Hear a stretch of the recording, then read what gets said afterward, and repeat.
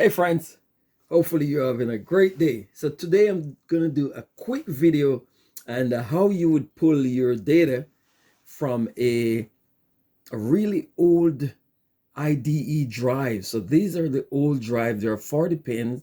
They're not SATA. You're not going to find a lot of these computers around. And if you end up with something like this in your hand, like I have, a client needs to pull their data from this. And you know what? I have old PC, but this was made in 2002. I'm sure lots of you weren't even born then. So point is that most computers nowadays won't have this interface, right? You're talking way back. So you need an adapter. And in this case, I've purchased an adapter. And this adapter, this one in particular, it's a Unitex. And it's got a, this one, this large one, this is the 40 pin.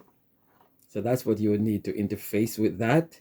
And then you can output to USB, plug this into your computer, your PC, your laptop, whatever, and then you can check the drive once it's up and once it's not dead. That is, this would plug into like a typical 2.5 laptop hard drive.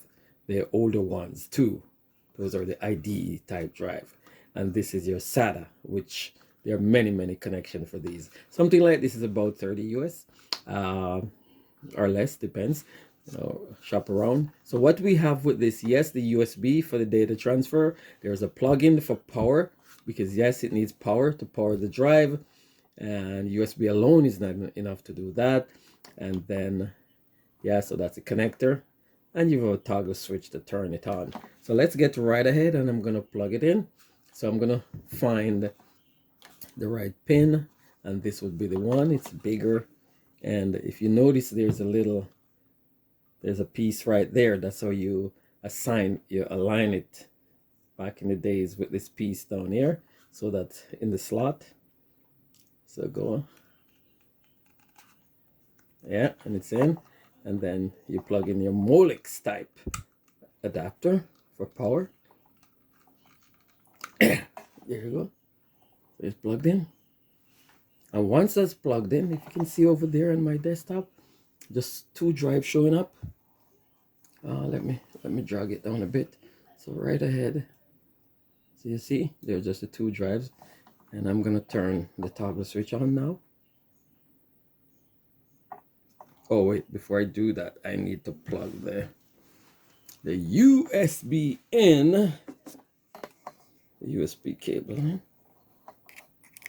So that's plugged in, and I'm gonna hit the power switch down here. There you go, power.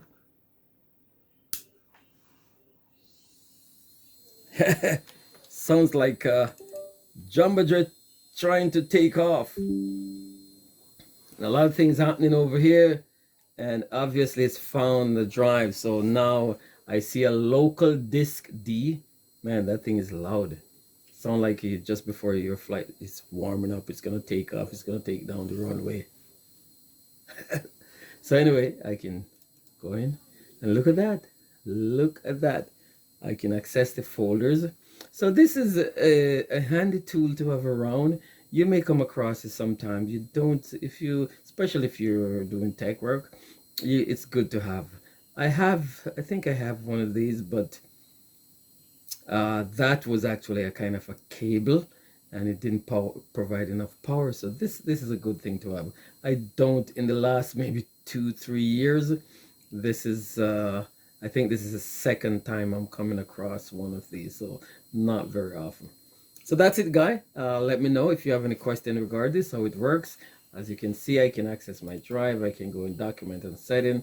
It's actually the drive it's old, but it's not very slow at this stage, so I can get the data that I need and I can move on. Okay, so hopefully this was helpful to you. Have yourself a great day. Please remember to share, remember to like, and to subscribe. Take care now. Bye, and have a great day.